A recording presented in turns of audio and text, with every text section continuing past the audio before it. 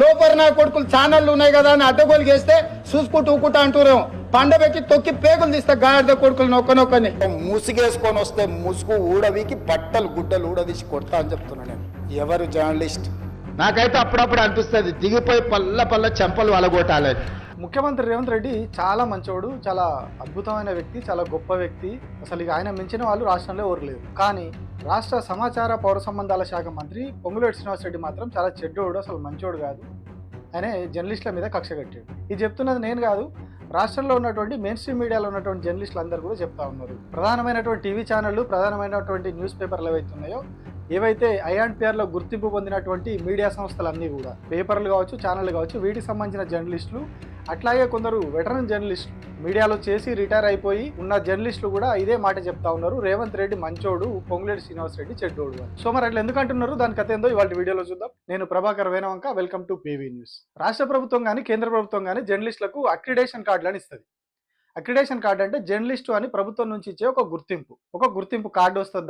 దాని ద్వారా జర్నలిస్టులకు బస్ పాస్ సౌకర్యం కావచ్చు, అట్లాగే తెలంగాణలో అయితే హెల్త్ కార్డు సౌకర్యం కూడా కల్పించారు. ప్రభుత్వమే ఆయన అధికారికంగా నిర్వహించే కార్యక్రమాల కవరేజ్ కోసం వెళ్ళేటప్పుడు ఆ కార్డు అనేది ఒక గుర్తింపు కార్డుగా ఉపయోగపడుతుంది. అసలు జర్నలిస్టు అనే గుర్తింపు అంటే ఆ కార్డు మాత్రమే. తెలంగాణలో ముఖ్యమంత్రి రేవంత్ రెడ్డి చెప్పిన దాని ప్రకారము, ప్రభుత్వంలో ఉన్న వాళ్ళు చెప్తున్న దాని ప్రకారము, కేవలం అక్రిడేషన్ కార్డు ఉన్నవాడు మాత్రమే జర్నలిస్ట్ అనేది ప్రభుత్వం చెప్తా ఉంది. అక్రిడేషన్ కార్డు లేకుండా ఉన్న జర్నలిస్టులు ఎవరైనా కూడా జర్నలిస్టులు కారు అని చెప్పి అసెంబ్లీ వేదికగా రేవంత్ రెడ్డి చెప్పిండు. కొందరు ఆ ముసుగు ఈ ముసుగు వేసుకొని వస్తారు అని చెప్పి ఆయన అసెంబ్లీలో చాలా మాటలు మాట్లాడి అవి మనం ముందు చెప్పుకుందాం. సో అదొక గుర్తింపు కార్డు జర్నలిస్ట్కి. సో ఇది ప్రతి 2 ఏళ్లకు ఒకసారి అట్లా ఇష్యూ చేస్తుంది గవర్నమెంట్. సో మరి ఇప్పుడు తెలంగాణలో ఆల్రెడీ కాంగ్రెస్ గవర్నమెంట్ వచ్చి 2 ఏళ్ల పైగా అయింది. కాకపోతే ఇప్పటి వరకు కొత్తగా అక్రిడేషన్ కార్డు జర్నలిస్టులకు ఇవ్వలేదు. బీఆర్ఎస్ గవర్నమెంట్ ఉన్నప్పుడే ఇచ్చిర్రు, అవి కూడా బీఆర్ఎస్ గవర్నమెంట్ రెన్యువల్ చేసుకుంటూ వచ్చింది. కొత్త కార్డులు ఇవ్వకుండా వాటిని రెన్యువల్ చేసుకుంటూ పోయింది. ఆ తర్వాత మళ్ళీ కాంగ్రెస్ గవర్నమెంట్ వచ్చిన తర్వాత కూడా ఇప్పటి వరకు కొత్త కార్డులు ఇవ్వలేదు. రీసెంట్గా కొత్తగా అక్రిడేషన్ కార్డులు ఇవ్వడానికి ఒక జీవో రిలీజ్ చేసిర్రు. ఆ జీవో ప్రకారము అడ్డమైన కండిషన్లు అన్ని పెట్టిర్రు, అడ్డగోలు కోతలు పెట్టిర్రు. వాస్తవానికి గతంలో తెలంగాణ ఏర్పడే నాటికి డెస్క్ జర్నలిస్టులకు అక్రిడేషన్ కార్డు లేవు. సో డెస్క్ జర్నలిస్టులకు అక్రిడేషన్ కార్డుల కోసము చాలా కొట్లాడినాం. యాజ్ ఎ జర్నలిస్ట్గా నేను V6లో ఉన్నప్పుడు, నేను ఒక డెస్క్ జర్నలిస్ట్నే కాబట్టి V6లో ఉన్న మేమంతా కూడా, అట్లాగే అన్ని మీడియా సంస్థల్లో ఉన్న డెస్క్ జర్నలిస్టులు అందరం కూడా పోయి ఐఎన్పిఆర్ ఆఫీస్ ముంగట కూర్చొని చాలా రోజులు ధర్నాలు చేసినాం, చాలా నిరసన కార్యక్రమాలు చేపట్టినాం. అప్పుడు మీడియా అకాడమీ చైర్మన్గా ఉన్నటువంటి అల్లం నారాయణకి విజ్ఞాపన పత్రాలు ఇవ్వడం, ఇట్లా అందరినీ కలవడం, ఐఎన్పిఆర్ కమిషనర్ని కలవడం, ఇట్లా యూనియన్ల నాయకత్వంలో చాలా పోరాటాలు చేస్తే, చాలా కొట్లాడితే బీఆర్ఎస్ గవర్నమెంట్ డెస్క్ జర్నలిస్టులకు అక్రిడేషన్లు ఇచ్చింది. 12 కార్డులు ఇచ్చింది. 12లో మహిళా కోటాలు ఉండాలి కాబట్టి మహిళలకు 33% అందులో కోటా, అంటే ఒక 4 కార్డులు వాళ్ళకి, మిగతా 8 కార్డులు మిగతా డెస్క్ జర్నలిస్టులకు అని చెప్పి వాళ్ళు కార్డులు ఇచ్చారు. ఇది గత ప్రభుత్వం ఇచ్చింది. కానీ ఇప్పుడు వచ్చిన ప్రభుత్వము కంప్లీట్గా అన్నిట్లలో కోతలు పెట్టుకుంటూ పోయింది. సో కోతలు ఎట్లా అంటే, పేపర్ల విషయానికి వస్తే పేపర్లలో సర్క్యులేషన్ బట్టి అక్రిడేషన్ కార్డు అని ఒక లెక్క పెట్టింది. మరి అది తయారు చేసిన వాడికి తెలివి ఉందో లేదో తెలియదు, కానీ ఒక చిన్న పేపర్ నడవాలన్నా, పెద్ద పేపర్ నడవాలన్నా సేమ్ మ్యాన్ పవర్ అవసరం. 10 లక్షల సర్క్యులేషన్ ఉన్నా, 1 కోటి సర్క్యులేషన్ ఉన్నా కూడా సేమ్ స్టాఫ్ అవసరం పేపర్కి. న్యూస్ కలెక్ట్ చేసే వాళ్ళు కావచ్చు, వాళ్ళపైన ఉన్నటువంటి స్టాఫ్ రిపోర్టర్లు కావచ్చు, వాళ్ళ మీద ఉన్న బ్యూరో చీఫ్లు కావచ్చు, డెస్క్లో డెస్క్ ఇన్ఛార్జీలు కావచ్చు, వాళ్ళ కింద ఉండే సబ్ ఎడిటర్లు కావచ్చు, సీనియర్ సబ్ ఎడిటర్లు, ఇట్లా రకరకాల హైరార్కీ ఉంటుంది. ఈ హైరార్కీ అంతా కూడా ప్రతి పేపర్లో సేమ్ ఉంటుంది. అది చిన్నదైనా పెద్దదైనా. కాకపోతే కొంత 1-2 నెంబర్లు తక్కువ ఎక్కువ ఉంటాయి అంతే. 1-2 దగ్గరే ఉంటుంది అంతే, మరీ ఎక్కువే ఉండదు. ఎందుకంటే కొంత చిన్న పేపర్లు ఏంటంటే భారం తగ్గించుకోవాలనే ఉద్దేశంతో కొంత తక్కువ మందితోటి ఎక్కువ పని చేయించుకుంటాయి. పెద్ద సంస్థలకు ఫైనాన్షియల్ ఫీజిబిలిటీ ఉంటుంది కాబట్టి వాళ్ళు ఎక్కువ మందితోటి పని చేయించుకుంటారు. సో ఈ డిఫరెన్స్ ఉంటుంది తప్పితే ఏ పేపర్ అయినా మినిమం స్టాఫ్ అనేది ఖచ్చితంగా ఉండాలి. సో వీళ్ళందరికీ కూడా సర్క్యులేషన్తో సంబంధం లేకుండా అక్రిడేషన్లు ఇవ్వాలి. కానీ ఇప్పుడు ఉన్నటువంటి రేవంత్ రెడ్డి గవర్నమెంట్ ఏం చేసింది, సర్క్యులేషన్ బట్టి అక్రిడేషన్ కార్డులు అని పెట్టింది. సో సర్క్యులేషన్ ఏ పేపర్లకు ఎక్కువ ఉంది మరి ఇప్పుడు తెలంగాణలో ఉన్న దాంట్లో? ముందు నుంచి ఉన్న పేపర్లు ఏవి?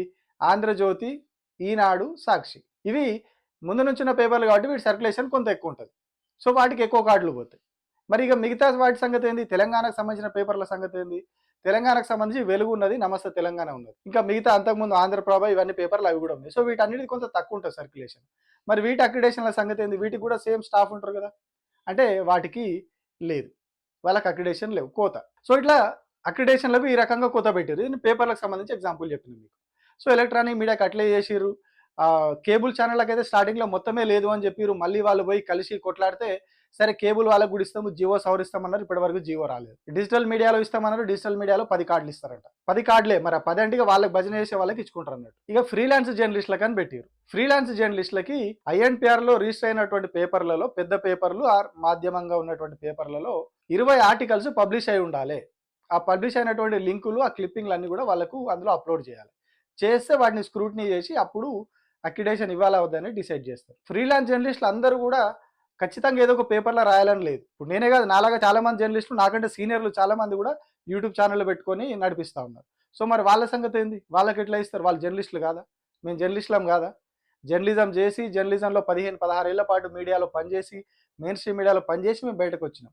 సో మేము జర్నలిస్టుల కింద పరిగణించబడం. సో ఇట్లా అడ్డమైన నిబంధనలతో కోతలు పెట్టుకుంటూ పోయారు. ఇక ఇంకొకటి, అక్రిడేషన్ కార్డు అనే దగ్గరనే ఇంకొక మెలిక పెట్టిరు స్టార్టింగ్లోనే. అక్రిడేషన్ కార్డు, మీడియా కార్డు అని పెట్టారు. అంటే ఫీల్డ్లోకి వెళ్ళే రిపోర్టర్లకు అక్రిడేషన్ కార్డు, డెస్క్లో ఉండే వాళ్ళకి మీడియా కార్డు అని పెట్టారు. ఎందుకు ఈ డిఫరెన్స్ ఎందుకు? మరి ఇద్దరు జర్నలిస్టులే కదా, ఇద్దరు వర్క్ చేసే జర్నలిస్టులేగా. ఒకరు ఫీల్డ్లో పనిచేస్తారు, ఒకరు ఆఫీస్లో పనిచేస్తారు. ఫీల్డ్లో ఉన్న ఫీల్డ్ పంపించి అది అవుట్పుట్ రావాలంటే డెస్క్లో ఉన్నవాడు కావాలి, డెస్క్లో వాడు పని చేయాలంటే ఫీల్డ్లో ఉన్నవాడు పంపించాలి. అంత ఇది ఒక కోఆర్డినేషన్ తోటి నడిచే వర్క్. సో అట్లాంటప్పుడు మరి ఈ వేరియేషన్ ఎందుకు? మీడియా కార్డు, అక్రిడేషన్ కార్డు అనే వేరియేషన్ పెట్టి వీళ్ళు కొత్తగా జియో ఇచ్చారు అప్పుడు. సో మరి దీని మీద పోరాటం చేస్తే లాస్ట్కి ఒకటి తీసేస్తామని చెప్పారు, సవరిస్తున్నామని చెప్పి అన్నారు. దాని మీద పాత విధానం ప్రకారమే ఇస్తాము ఇవన్నీ చెప్పారు అక్రిడేషన్ కార్డులు. ఇదంతా నడుస్తూ ఉన్నది కథ. సో నేను ఇప్పటివరకు చెప్పిన ఏ రకంగా కోతలు పెట్టుకొచ్చిర్రు పేపర్ వాళ్ళకి, టీవీ వాళ్ళకి, ఇవన్నీ వేసుకొని కంప్లీట్గా తెలంగాణకు సంబంధించినటువంటి మీడియా సంస్థలకు, తెలంగాణకు సంబంధించిన సీనియర్ జర్నలిస్టులకు అక్రిడేషన్లకు కోతపడే కథ చేశారు.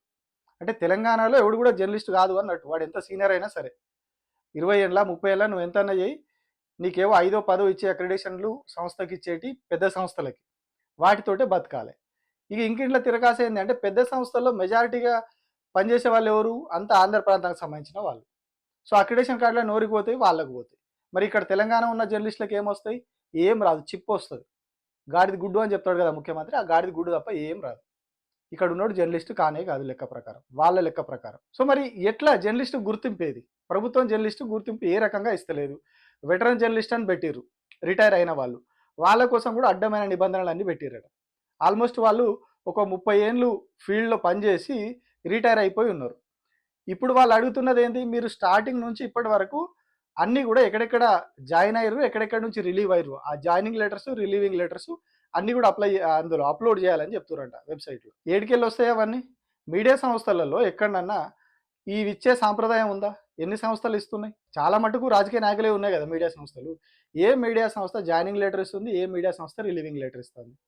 దట్టు ఒక 30 ఏళ్ల కింది, 40 ఏళ్ల కింది జాయినింగ్ లెటర్లు ఎక్కడికి వెళ్ళి వస్తాయి? అంటే ఇది అక్రిడేషన్ కార్డు ఇవ్వాలనే ఉద్దేశమా, ఎగ్గొట్టాలనే ఉద్దేశం? చివరకు ప్రభుత్వాన్ని జోకే వాళ్ళు కూడా ఈ విషయంలో తప్పుపడతా ఉన్నారు. కేవలం పొంగులేటి శ్రీనివాసరెడ్డిని, సమాచార శాఖ మంత్రిని మాత్రమే. ఇంత జరుగుతున్నా కూడా నేను స్టార్టింగ్లోనే చెప్పిన రేవంత్ రెడ్డి మంచోడు, పొంగులేటి చెడ్డోడు అనే మాట ఎందుకు చెప్పిన అంటే ఇగో ఇదే. ఇంత జరిగి ఇన్ని కోతలు పెడుతున్నా కూడా మా జర్నలిస్ట్ కమ్యూనిటీ ఏం చేస్తుందంటే రేవంత్ రెడ్డి చాలా గొప్పోడు, రేవంత్ రెడ్డి మంచోడు, ఆయనకి ఏం తెలియదు. ఈ అధికారులు, ఈ పొంగులేటి శ్రీనివాసరెడ్డి వీళ్ళందరూ కలిసి రేవంత్ రెడ్డిని మిస్గైడ్ చేస్తున్నారు. రేవంత్ రెడ్డికి ఏం తెలియదు దీని గురించి, కేవలం వీళ్ళే వ్యవహారం చూస్తూ ఉన్నారు. అక్రిడేషన్ల విషయంలో జర్నలిస్టులను ఇబ్బందులు పెడతా ఉన్నారని చెప్పి రేవంత్ రెడ్డిని మళ్ళీ నెత్తిలో కూర్చోబెట్టుకొని పాపం పొంగులేటి శ్రీనివాసరెడ్డిని తిడతా ఉన్నారు అందరు. ఇవన్నీ మాట్లాడేది జర్నలిస్టులు, సాధారణ ప్రజలు, రాజకీయాల గురించి పెద్ద అవగాహన లేని వాళ్ళు, నాయకుల గురించి అవగాహన లేని వాళ్ళు కాదు మాట్లాడేది. జర్నలిస్టులు నిత్యం రాజకీయాల్లో అన్నింటిలో మునిగి తేలి ఒక 20-30 ఏళ్ళు మీడియాలో పనిచేసిన వాళ్ళే మాట్లాడుతారు.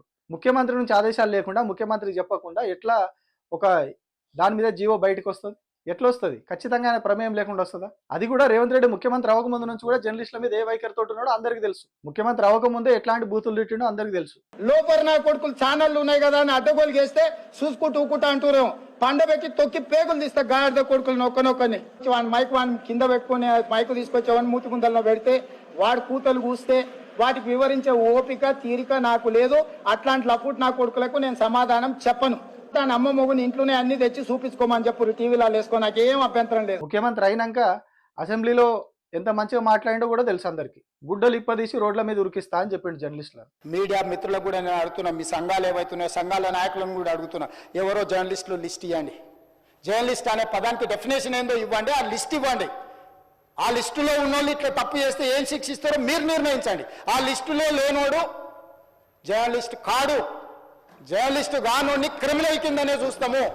ఆ క్రిమినల్స్ని ఎట్లా జవాబు చెప్పాలనో గట్లనే చెప్తాం. ముసుగేసుకొని వస్తే ముసుగు ఊడవికి బట్టలు గుడ్డలు ఊడదీసి కొడతా అని చెప్తున్నా. నేను తమాషా చేయొద్దు. జర్నలిస్టులకు కూడా నా సూచన, ఎవరు జర్నలిస్ట్ కూర్చోవడం కూడా ధిక్కారంగా, మనమేదో లోకు అయినట్టు వాడేదో మన మీద పెత్తనాన్ని చెలాయించడానికి వచ్చినట్టు మన కళ్ళకు చూస్తుంటాడు. ఇంకా నువ్వు నమస్కారం పెడతలేవు, నన్ను చూసి తల ఉంచుకుంటలేవేందని. నాకైతే అప్పుడప్పుడు అనిపిస్తుంది దిగిపోయి పల్ల చెంపలు వలగొట్టాలని. జర్నలిస్టులను గుడ్డలు ఇప్పదీసి రోడ్ల మీద ఉరికిచ్చి కొడతా అని చెప్పి స్వయంగా ముఖ్యమంత్రి నేను అసెంబ్లీలో మాట్లాడాడు. అప్పుడు ఏ జర్నలిస్ట్ కూడా నోరు తెరవలేదు. అప్పుడు కూడా రేవంత్ రెడ్డి తప్పు మాట్లాడినని ఏ జర్నలిస్ట్ అనలేదు. అప్పుడు రేవంత్ రెడ్డి మంచోడే, ఆ తర్వాత ఎన్నిసార్లు జర్నలిస్టులను తిట్టినా మంచోడే. కేవలం పొంగులేటి శ్రీనివాసరెడ్డి మాత్రమే చెడ్డోడు. అంటే వీళ్ళు మరి ఏ అవగాహనతోటి మాట్లాడుతూ ఉన్నారో, ఎట్లా చేస్తూ ఉన్నారో అర్థమైతలేదు.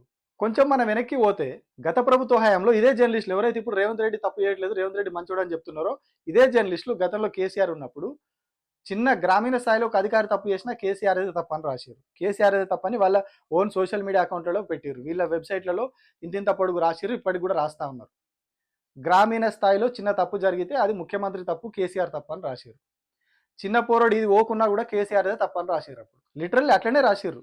చిన్న పోరానికి ఇది రాకున్నా కూడా కేసీఆర్ అయితే తప్పు, అందుకే వాడు ఓతలేడు, కేసీఆర్ తప్పు చేసిండని రాశారు. కానీ ఇప్పుడు వచ్చేసరికి రేవంత్ రెడ్డి నెత్తిలో పెట్టుకొని రేవంత్ రెడ్డి తప్పు కాదు, అక్రిడేషన్ల విషయంలో మొత్తం మంత్రిదే తప్పు, ఐఎన్పిఆర్ అధికారులదే తప్పు అని మాట్లాడుతారు. అంటే మరి వీళ్ళని జర్నలిస్టులు అందామా ఇంకేమందాం? నిజంగా అవగాహన ఉన్న వాళ్ళు నిజంగా జర్నలిస్టులు అయితే ఇట్లనే మాట్లాడతారు. ప్రభుత్వంలో ఉన్నటువంటి కీలక వ్యక్తి ప్రభుత్వంలో ఫస్ట్ పర్సన్ చెప్పకుండా, ఆయన ప్రమేయం లేకుండా ఈ జీవోల వ్యవహారం, ఈ కోతల వ్యవహారం ఇవన్నీ జరుగుతాయి. ఏ ప్రభుత్వం కూడా అక్రిడేషన్ల విషయంలో కానీ జర్నలిస్టుల విషయంలో ఇట్లా గెలికి మరీ వ్యవహారం చేయదు. కొంత పట్టు విడుపులు ఉంటాయి. ఎందుకంటే జర్నలిస్టులతో ప్రభుత్వానికి అవసరం, ప్రభుత్వంతో జర్నలిస్టులకు అవసరం. కాబట్టి అట్లాంటి వాటికి పోదు. కానీ ఇప్పుడు పర్టికులర్గా పదే కోతలు పెడతా ఉన్నారు. పదే కలిసినా, విజ్ఞప్తి చేసినా, ధర్నాలు చేసినా, ఏం చేసినా కూడా ఆ కోతలు అనేవి సెట్ అవుతలేవు. ఇంకా కూడా మంత్రిదే తప్పు అని మాట్లాడుకుంటా పోతున్నారు. అంటే ఇక వీళ్ళని జర్నలిస్టులు అందామా ఇంకేమందాం మరి? సో ఇప్పటికైనా మేల్కోరి, కొంచెం మా మాయలోంచి దానిలోకి వెళ్ళి బయటికి రండి. ఏదైతే మీరు గత 10 ఏళ్ళు జర్నలిజం అని చెప్పి చేసిరో అది కూడా ఇప్పుడు కూడా అదే జర్నలిజం చేయరు. ఎందుకు మరి ముఖ్యమంత్రి దగ్గర కోరు, కలవరు? ఆయన నుంచి అక్రిడేషన్ల విషయంలో ఈ అడ్డంకులని క్లియర్ చేయరు.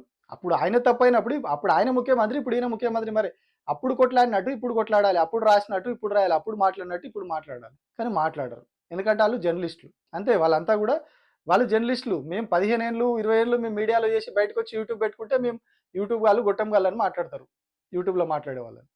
కానీ మరి మెయిన్ స్ట్రీమ్లో ఉండి వెటరన్ జర్నలిస్టులు అని చెప్పుకునేవాళ్ళు, వెబ్సైట్లు పెట్టుకొని నడిపించుకునేవాళ్ళు ఇప్పటికి కూడా మరి విషయం తెలిసి కూడా, అంత తెలిసి కూడా ఇంకా ప్రభుత్వాన్ని నెత్తిలో పెట్టుకొని మోస్తా, ముఖ్యమంత్రి విషయంలో, మంత్రి విషయంలో వాళ్ళు చేస్తున్నటువంటి వ్యవహారం, ఈ అక్రిడేషన్ల విషయంలో చేస్తున్న వ్యవహారం, నిజంగా వాళ్ళొకసారి వాళ్ళకు వాళ్ళు పునఃసమీక్ష చేసుకోవాలి. అసలు మనం ఏం చేస్తూ ఉన్నాం, ఏం మాట్లాడుతూ ఉన్నాం, ఏ పని ఎక్కడి నుంచి అవుతుంది, ఎట్లా జరుగుతాయని మనకు తెలుసు కదా. తెలిసి కూడా మనం ఎందుకు ఇట్లా మాట్లాడుతున్నామని వాళ్ళకు వాళ్ళు ఇప్పటికైనా కొంచెం ఆత్మ పరిశీలన చేసుకుంటే ఇప్పటికైనా కొంచెం వాళ్ళు జర్నలిస్టులని మాకు కూడా అనాలనిపిస్తుంది. మేము జర్నలిస్టులు 15 ఏళ్ళుగా మేము కూడా ఫీల్డ్లో ఉన్నాం. లేకుంటే కింది స్థాయిలో ఉన్నటువంటి ఎవరైతే ఇప్పుడు ఇబ్బందులు పడతా ఉన్నారో జర్నలిస్టులు, డెస్కుల్లో కావచ్చు, ఫీల్డ్లో కానివ్వండి, అక్రిడేషన్ కార్డు రాక, ప్రభుత్వం నుంచి గుర్తింపు రాక, హెల్త్ కార్డులకు ఇబ్బందులు పడుతారో వాళ్ళకు బుద్ధి చెప్తారు. ఎవరైతే ప్రభుత్వాన్ని జోక్కుంటూ తిరుగుతున్నారో వాళ్ళకి కింద ఉన్నటువంటి జర్నలిస్టులే బుద్ధి చెప్తారు. వేరేటోళ్ళు ఎవరు అవసరం లేదు వాళ్ళకి. కింద ఉన్న వాళ్ళు ఎవరు కూడా ఇబ్బంది పడేవాడు, బాధపడేవాడు ఎప్పుడు కూకోడు, ఏదో ఒక రకంగా తిరగబడతాడు, మీకు బుద్ధి చెప్తాడు. Thank you.